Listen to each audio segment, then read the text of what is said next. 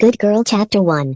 Because I had somehow angered my husband's cherished girl, I was cast away to a remote island known as No Man's Land, supposedly for my repentance.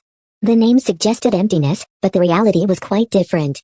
The island earned its name because it was utterly cut off from the rest of the world, isolated and forgotten. The inhabitants? They were far from human, they were monsters in every sense. My husband's orders were clear: teach her a lesson she won't forget. From the very moment I arrived, I was reduced to the lowest of slaves. By daylight, I was subjected to relentless beatings and cruel curses. When night fell, I endured humiliations so degrading, they defied belief. The kitchen maid would lash me mercilessly, simply because I wasn't quick enough with my chores. The bar girls mocked me for being too prim and proper.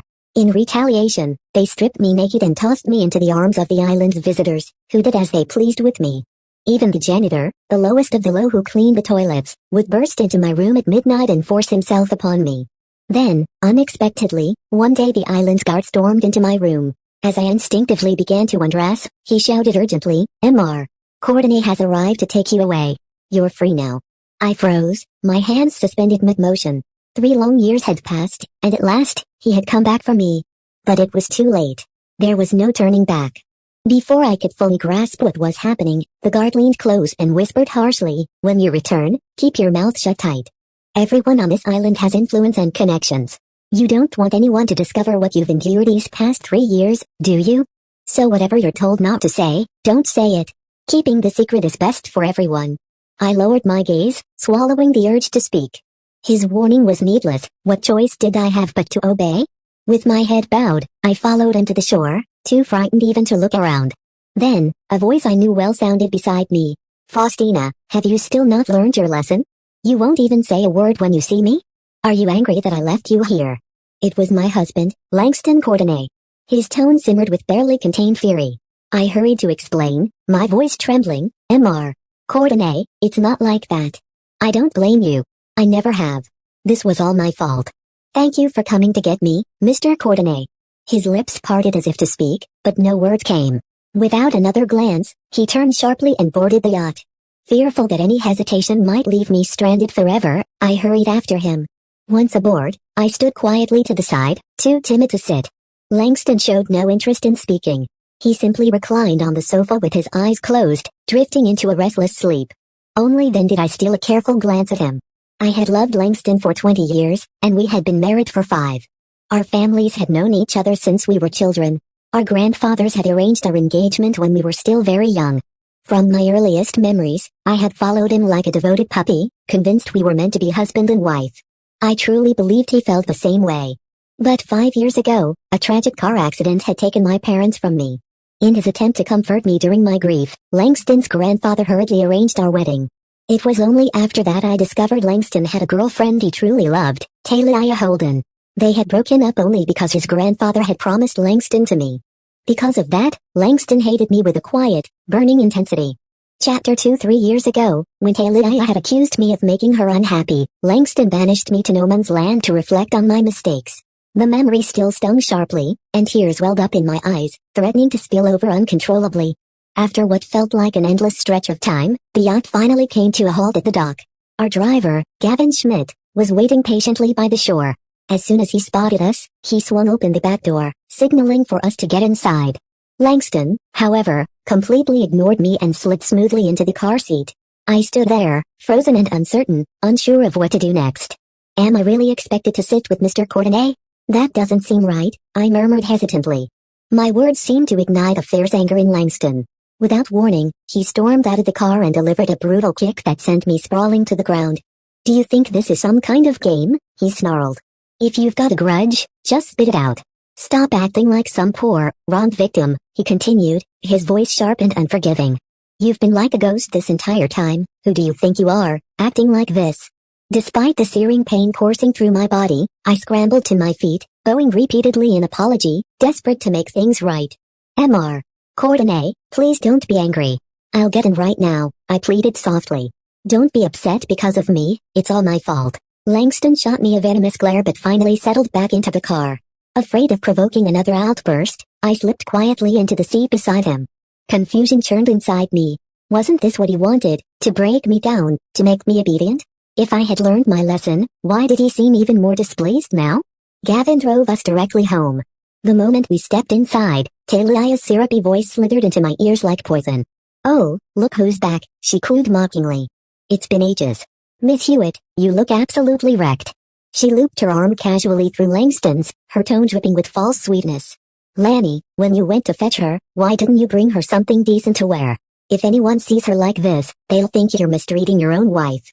Talia wore a silky robe that shimmered softly, her hair pinned up loosely, and her bare face glowing with health and confidence.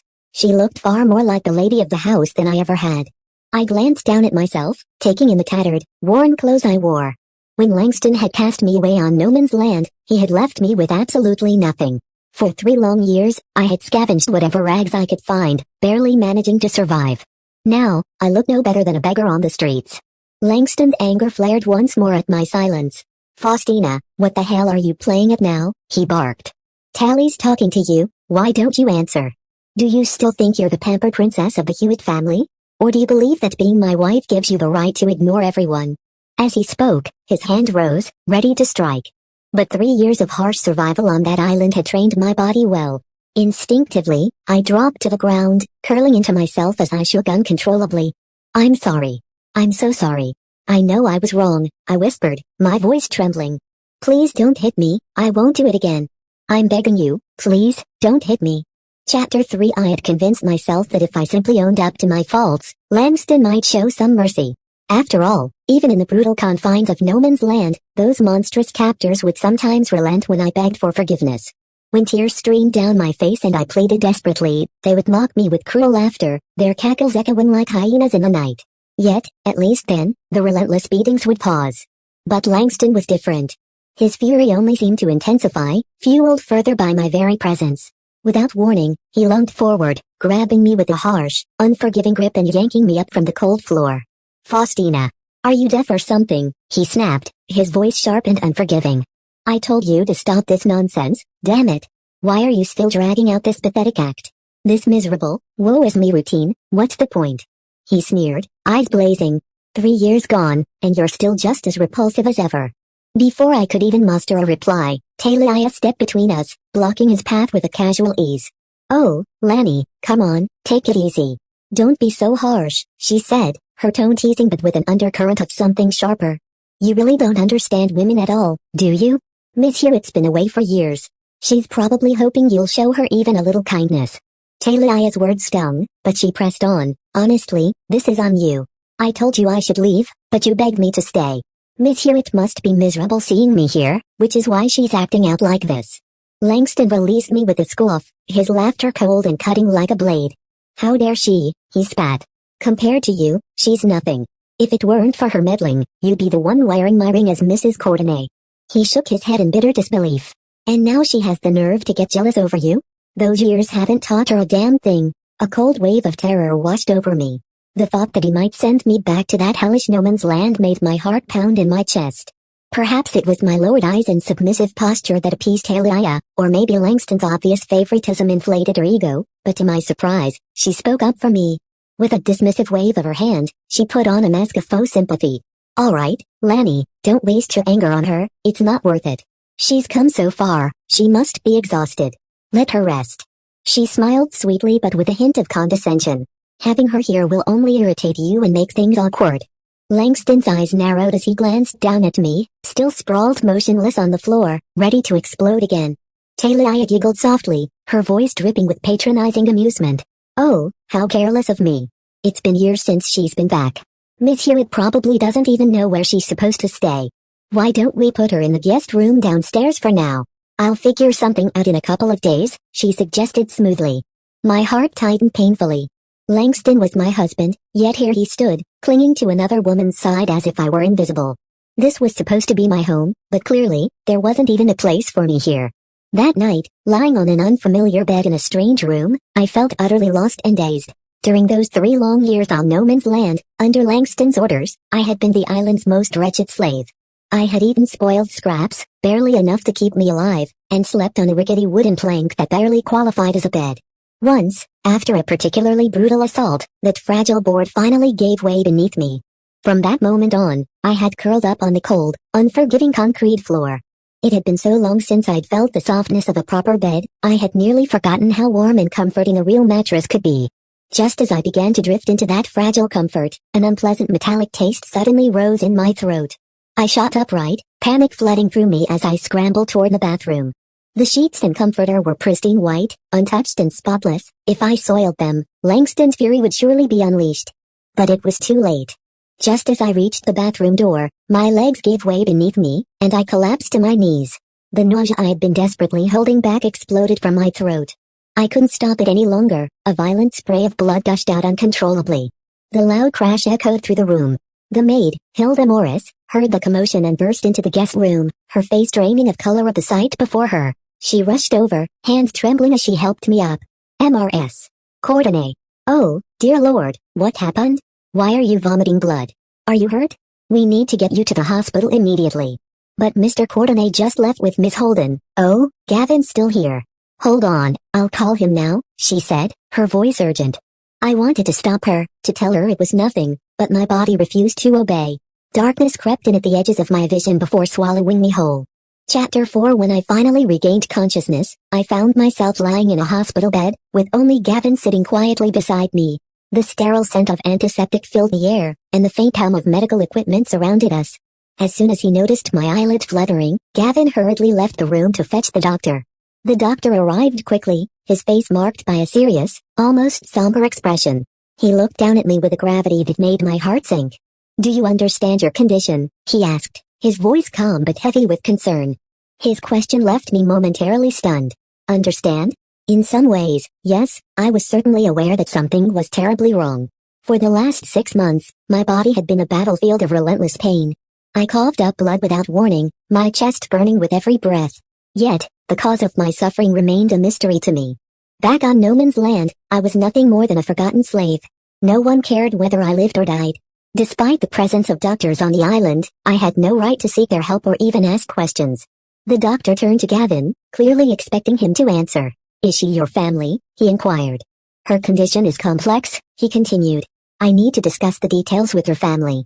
Please come to my office. I weakly raised a hand to stop him before he could leave. He's not family, I said quietly, my voice fragile but firm. And I don't have any family. I know my own body.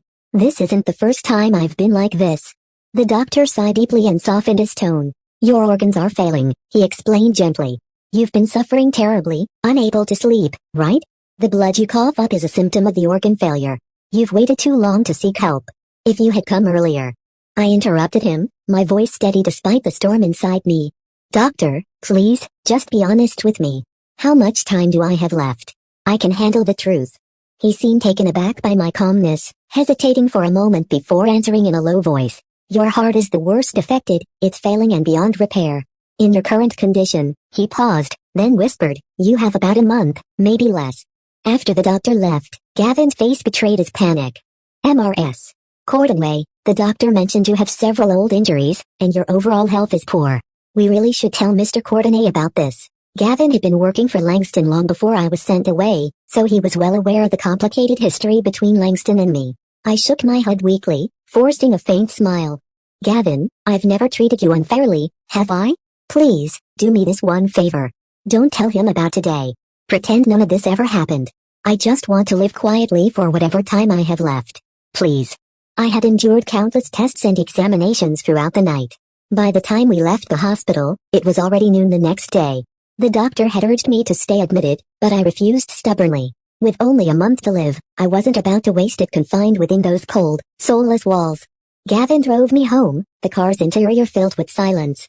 When I stepped inside, I immediately noticed Langston and Talia sitting stiffly on the living room sofa. The tension in the room was almost suffocating. Langston's face was tight with barely contained anger. Gavin, you're getting bold, aren't you? He snapped. Who are you working for? You disappeared all morning. If you don't want this job, just quit.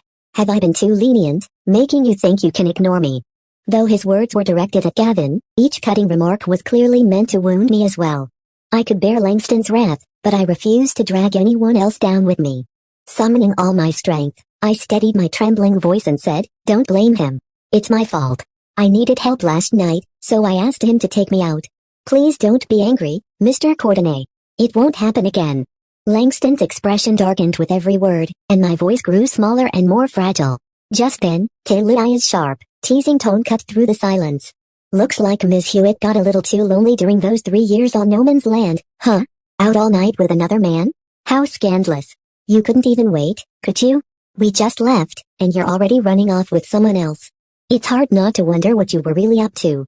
True to his promise, Gavin didn't defend himself. He stood quietly, pale and shaken. Langston's face grew stormier, and suddenly, the painful memories of those 3 long years crashed over me like a tidal wave, leaving me breathless and trembling inside. Chapter 5. I collapsed onto the cold floor, my body trembling uncontrollably as I clung desperately to Langston's leg, wrapping my arms around it in a pitiful, pleading embrace. Mr. Courtenay, please, don't be angry, I begged, my voice cracking under the weight of my guilt. It's all my fault, every single thing. I swear I won't ever do it again. I won't step outside anymore, not ever. Before Langston could say a word, Talia's cruel laughter cut sharply through the tense air like a knife. Oh, look at those tears. So Gavin really is your secret lover, Miss Hewitt, she taunted, her voice dripping with mockery. Crying so hard just to protect him? Come on, Miss Hewitt, that's not right. After all, on paper, you're still Annie's wife. Each of Talia's words was a deliberate provocation, twisting the knife deeper into my already shattered heart. The tension snapped inside Langston, and with a fierce, violent motion, he slammed his foot into my side. Since being dragged back from No Man's Land yesterday, I hadn't had a moment to rest. My body was fragile, barely holding itself together, and this blow landed with a force that rattled my bones. I crumpled sideways, my lower back crashing hard against the sharp corner of the sofa leg. A searing pain exploded through me, white-hot and unforgiving. I couldn't even summon the strength to lift myself up. Instead, I curled into a small ball on the unforgiving, cold floor, my lips moving softly, repeating the same broken words over and over. I'm sorry. I'm so sorry. I was wrong. It's all my fault. But Langston's fury was far from spent. His chest heaved with rage, his breathing heavy and uneven, as if mere words couldn't contain his anger. Just then, Hilda rushed into the room, stepping between us like a desperate shield. Mr. Courtenay, please, calm down, she implored urgently. You've misunderstood Mrs. Courtenay.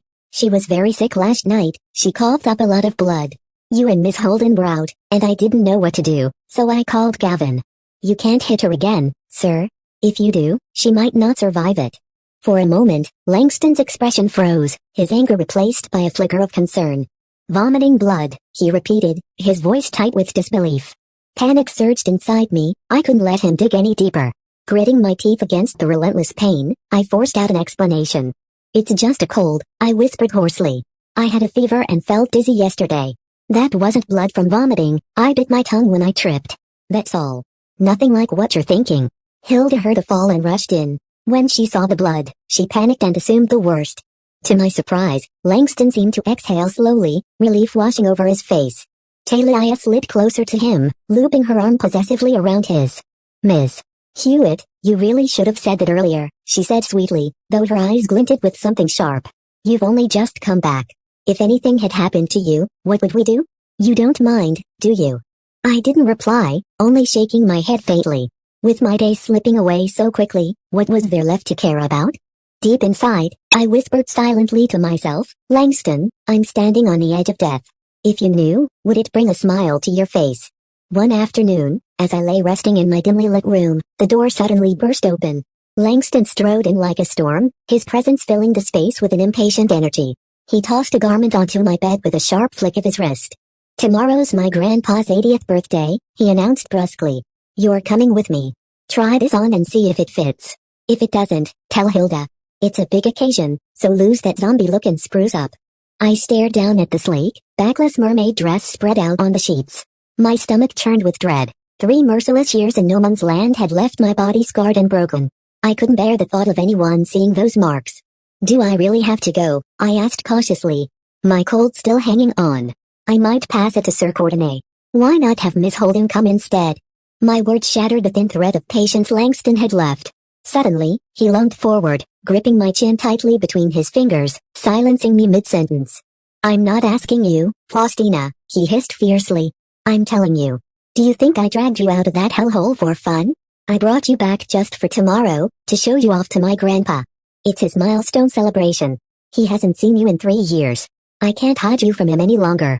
Only then did I realize the truth. He hadn't saved me out of guilt or love. I was merely a tool, an accessory to satisfy his family's expectations. His grandfather, Adamson Courtenay, and mine had been lifelong friends, building vast business empires side by side. They had long dreamed of uniting their families through marriage, but since both had sons, they planned to bind their legacies through their grandchildren. Feeling the heat of Langston's anger rising, I lowered my gaze and whispered meekly, "Mr. Courtenay, please don't be upset. I understand. I'll be there on time."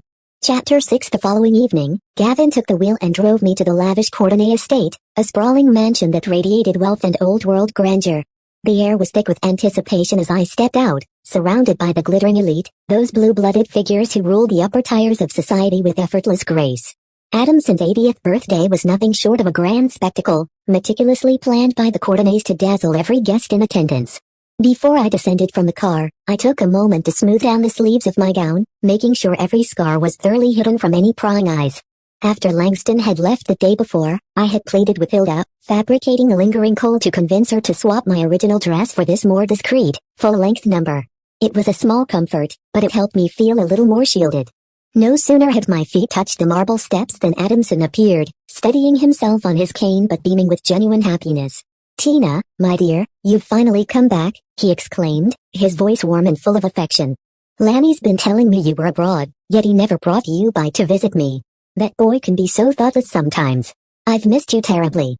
You have to promise me you'll stop by more often from now on." I gently took Adamson's arm, offering a soft smile and nodding in agreement. Standing nearby, Langston watched us with a subtle expression of approval. At least he wasn't wearing that menacing scowl I had learned to dread so deeply. Throughout the evening, I moved gracefully alongside Adamson and Langston, exchanging polite greetings and light conversation with the gathered dignitaries. Those grueling years on no man's land had taught me far more than just how to endure pain. They had honed my ability to charm and navigate high society with ease.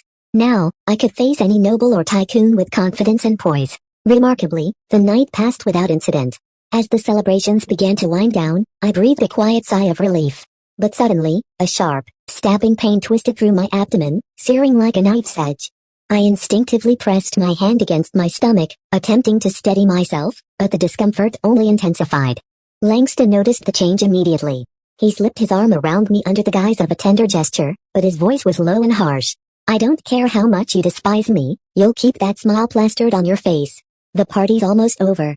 If you mess this up, I'll make you regret it." His cruel words only steeled my determination.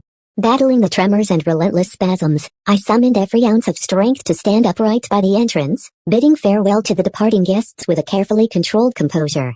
About an hour later, the event finally drew to a close. By then, my dress clung to me, damp with cold sweat, and my legs felt like they might give out at any moment. The moment I sank into the car, exhaustion overwhelmed me. I slumped back against the seat, struggling to catch my breath in uneven, ragged gasps. Langston's anger flared once again. He grabbed a fistful of my hair, yanking my head up to meet his burning glare. "So, this is it? You can laugh and flirt with everyone else, but not with me? You'd rather die than sit beside me, huh?" Fear gripped me tightly. I fought back tears, my voice trembling as I pleaded, "No, no. Mr. Courtenay, you've got it all wrong. It's the cold. I forgot my medication today, and I'm feeling awful. It's not about you, truly. Please, just let me be. I beg you, have mercy." I hoped my words would calm him, but instead, they seemed to fuel his fury. His grip tightened painfully, forcing a cry from my lips. His tone dropped to a chilling whisper. "Faustina, haven't I warned you? I'm sick of this fake victim act. Don't pretend to be innocent with me. You didn't seem this fragile when you were chasing after me. But now that you're Mrs. Courtenay, suddenly you're weak. How convenient." His rage simmered without let-up all the way home. When we arrived, he yanked me roughly by the hair, dragging me out of the car like I was nothing more than trash. Gavin moved as if to step in, but I caught his eye and shook my head desperately, silently begging him not to interfere. Langston noticed our silent exchange, his eyes darkened further. With a violent jerk, he hauled me toward the storage room and shoved me inside. "Tally was right," he spat venomously. "You're heartless. You must have thrived during those no man's land years, didn't you? Your filthy little games disgust me. Faustina, why the hell aren't you dead already?" With that, he slammed the door behind me with a deafening bang. As the sound of his footsteps faded, the room was swallowed by a heavy, oppressive silence that echoed all around me, leaving me utterly alone in the darkness. Chapter 7. Though the relentless, burning pain coursing through my body showed no sign of easing, the knowledge that Langston had finally left the room brought me a brief, fleeting wave of relief.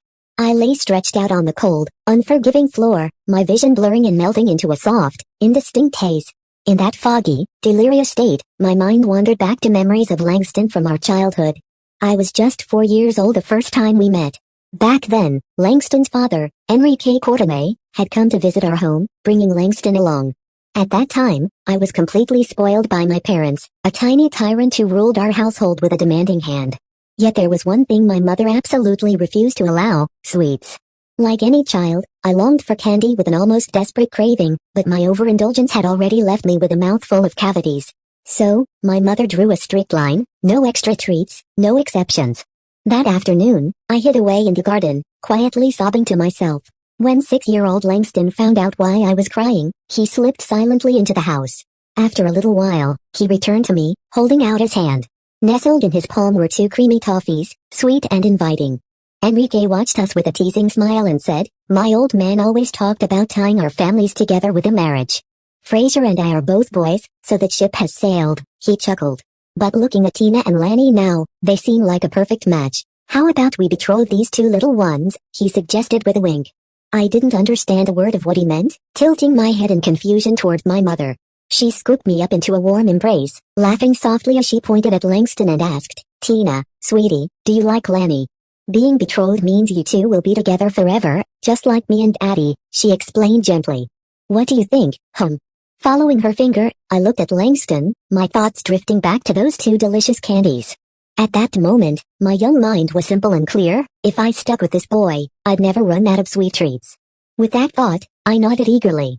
From that day forward, I became Langston's devoted shadow.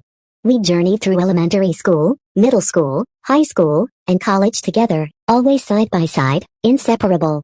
Time seemed to fly by so quickly. The boy I had watched every day had grown into a tall, strong man. Yet, paradoxically, time also dragged painfully slow. Over those endless years, the boy I adored had fallen deeply in love with someone else. His cruel words from earlier echoed sharply in my mind. He had snarled, "Faustina, why the hell aren't you dead already?" A bitter smile tugged at my lips as I thought, "Langston, hold your horses, I'm on my way out soon enough."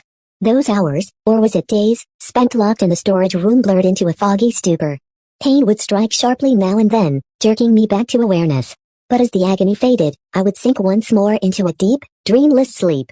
It felt like I had been buried alive in that forgotten corner for an eternity. Just when I had resigned myself to dying there, the door creaked open. Langston appeared in the doorway, light framing him from behind like some grim silhouette. He looked down at me with a cold, superior disdain. "I've only locked you up for 2 days. What's with this pathetic act? Get your ass up. My grandpa wants us over for dinner." "Didn't you hear me, Faustina?" I said, "Get up." I wanted to reply, but after 2 full days without food or water, my strength had completely abandoned me. Langston stepped forward and delivered a cruel kick. "What the hell are you playing at? This place is a palace compared to no man's land. Snap out of it and stand up. Cut the drama. Faustina, don't test my patience." Summoning the last shreds of my willpower, I tried to speak. But as my lips parted, a thick, metallic sludge oozed out, dripping down my chin with a bitter tang.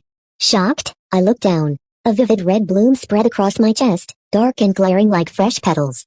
"Faustina," Langston's voice exploded like thunder in my ears. I lifted my head weakly. The arrogance that had filled his face moments ago was gone, replaced by raw, unguarded panic. For a brief second, I almost believed he truly cared. But I pushed the thought away immediately. He was probably just worried about explaining my death to Adamson. Or maybe he was simply disgusted by the sight of me bleeding all over his pristine home. My mind spun in chaos. Before I could sort through the turmoil, warm arms suddenly wrapped around me in an unexpected embrace. The heat of his chest pressed close against me, so real, so close, that I almost laughed. It had to be a dream. It simply had to be. A faint smile curved my lips as I opened my eyes, desperate to see this ghostly Langston. "Lanny, don't worry, I won't bother you anymore. I'm about to die." "What did you just say?" Chapter 8. When I finally regained consciousness, the sterile white walls of a hospital room surrounded me. Langston was sitting quietly beside my bed, his eyes red and swollen, as if he had been crying for hours. The sight of him there, so vulnerable, confirmed that the earlier vision hadn't been a figment of my imagination, it had truly been him. His face bore the weight of the terrible news about my condition, etched deeply with worry and despair. When he finally spoke, his voice was rough and trembling, betraying the turmoil inside. "Why didn't you tell me?" he asked, his words raw with pain. "Faustina, what did you think I was? How could you hide this from me?" Perhaps the looming shadow of death had altered my perception. His accusations no longer stirred anger or regret within me. Instead, a bitter, almost ironic smile tugged at the corners of my lips. "Langston," I whispered, my voice barely audible, "isn't it a little late for questions like that now? What did I think of you? You were my foolish obsession when I was blind to everything else. The mistake I've been paying for all my life. And now, I'm finished. I don't want anything anymore." He opened his mouth as if to respond, but no words came. I was weak, the sedative drip in my veins making my head heavy, and soon I drifted back into a restless sleep. As my eyelids fluttered closed, a quiet sigh escaped from deep within me. I wondered, isn't this the ending you always wanted? Then, why do you wear that expression, as if your heart is breaking? Hours must have passed before I stirred again. A soft, muffled sound pierced the silence. Someone was crying. In the dim light of the ward, I felt a hand grip mine tightly. A forehead pressed fervently against my knuckles, trembling with emotion. I stayed still, not revealing that I was awake. The man didn't seem to realize I was conscious. His sobs grew clearer, more desperate. Then I recognized the voice. It was Langston. Believing I was still lost in sleep, he poured out his heart without restraint. "Tina, it's not that I didn't love you. I didn't want this life that was written out for me. I was so exhausted from being told what to do, from following every rule, every command. Even our marriage, it was arranged. I wanted to break free. I wanted to make one decision on my own. But why, of all things, did I choose to rebel against you?" I sighed inwardly, reflecting, why else? "Because you knew I loved you, Langston. You knew that no matter how harsh you were, I would never walk away." Langston's voice broke with emotion. "And that made it easy for you to hurt me, to break me, to see how far you could push me. Since you came back, you've changed. The light in your eyes is gone. You don't look at me anymore. You don't even see me. Tina, how could you abandon me like this? You promised you'd stay with me forever. It's only been 3 years, how could you change so much?" My eyelashes trembled against my closed eyes. In my heart, I answered him. "You want to know why I've changed? Because loving you hurt too much. 2 years ago, on my birthday, hunger forced me to sneak into No Man's Land's kitchen to scavenge scraps. I was caught, and as punishment, they plunged my hands into boiling water. Once, while serving drinks to those elite bastards, they accused me of staring too long at a guest. They stripped me naked and left me in the center of the dance hall, dousing me with wine until I reeked of alcohol and shame. And when I refused the old janitor who tried to climb into my bed one night, they whipped me for half an hour. The wounds got infected, and I almost died from fever. Langston, that's why I'm different now." His tears fell suddenly, hot and heavy, onto my hand, burning like embers. His grief pulled me back from those dark memories. He sobbed, voice trembling, "You're not going to forgive me, are you? You're really leaving me, aren't you?" Inside, I confirmed my resolve. Yes. I won't forgive you. I don't want you anymore. Tina, I'm sorry. Please, don't go. Stay with me. My inner voice was firm. No, Langston. I'm not staying. I'm leaving. Tina, we have so much time ahead. Why can't you wait just a little longer? Didn't you say you'd always wait for me? Chapter 9. Each time Langston posed a question, I would quietly respond within my heart, never uttering a word aloud. His final statement struck me like a sudden slap to the face. Yes, I had vowed to wait indefinitely. After my parents passed away, Adamson couldn't bear the thought of me being left alone and grieving. He insisted that Langston marry me sooner than planned. Langston resisted with all his strength, even confronting me angrily one day. Faustina, are you really certain about this? Do you want to become a pawn in some family deal? Have you ever stopped to consider what kind of life you want for yourself? I don't love you. Even if we marry, that will never change. I still recall how I replied that day, while carefully dusting my parents' portraits, my fingers trembling as his words echoed in my mind. What kind of life did I want? My entire world had always centered around my mother, father, and Langston, nothing beyond that. From my earliest memories, I had known I would someday be his wife. No matter how many times he pushed me away, my feelings for him never faltered. Now, with my parents gone, he was the only thread holding me to this world. So when he asked those painful questions, I looked up at him, my voice low but steady. Langston, I've been chasing after you my whole life. Waiting, that's my strength. If it's you, I can wait forever. No matter how long it takes, I'll still be here. Tears slipped silently down my cheeks, disappearing into the strands of my hair. I was breaking that promise. I was finished waiting for a love that might never arrive. In the days that followed, Langston remained by my side in the hospital room, day after day. He tried to lift my spirits by showing me videos from travel bloggers online. Tina, once you're better, how about we go there? You've always dreamed of seeing the Northern Lights, right? Let's make that our first destination. We never had a proper honeymoon. I'll make it up to you once you're well. The room felt suffocating, and since the doctors wouldn't let me leave, Langston brought in little gadgets to surprise me. Look at this, Tina, this bunny is a smart robot. Talk to it, and it'll chat back. You love jigsaw puzzles, don't you? Let's finish this one together. I'll take it home and hang it in the living room. Tina, I walked past the flower shop today and saw these roses. Do you like them? He even cooked for me, preparing something different every day, even though I barely had an appetite. My cooking's terrible, huh? Hilda says I've got two left hands. You love borscht, right? But you can't have that now. Try this creamy mushroom soup instead. When you're up and about, I'll take you back to that restaurant you loved. Most of the time, I was asleep, but whenever I woke, he was there, sitting quietly by my side. Even if I ignored him completely, he would talk endlessly to himself. I had grown weary of all his plans for our future. Softly, I interrupted his rambling. Langston, I'm not going to get better. The words hung heavy in the air, and his hands froze mid-motion. The room suddenly felt unbearably silent. His eyes reddened as he fought back tears with every ounce of strength he had. But eventually, he couldn't hold them back. I watched as thick tears streamed down his face, and then he broke down, sobbing uncontrollably. Tina, you'll never forgive me, will you? I'm a bastard, you have every right not to.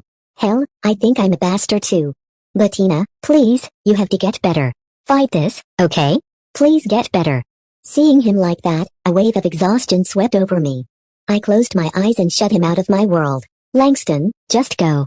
I need to sleep. Chapter 10. When I finally opened my eyes again, Langston was nowhere to be seen. The only presence in the room was Hilda, bustling quietly as she went about her tasks with a calm efficiency. The soft rustling of her movements was the only sound breaking the stillness. I slowly turned my gaze toward the window, where golden sunlight poured in, casting a warm glow across the room.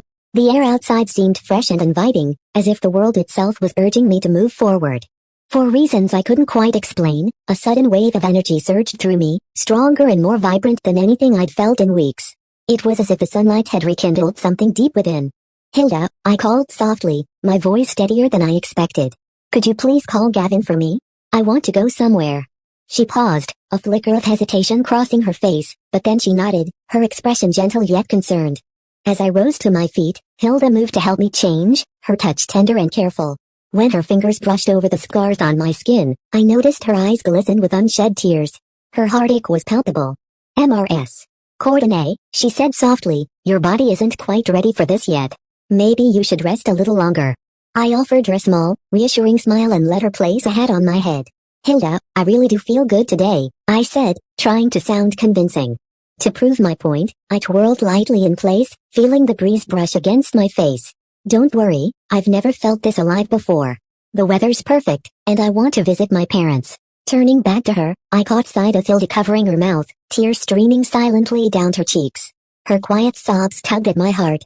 A sudden realization settled over me, but I chose to say nothing more. Instead, I gently patted her hand, offering what comfort I could before stepping out into the fresh air. Outside, the sun bathed the small cemetery in a warm, golden light.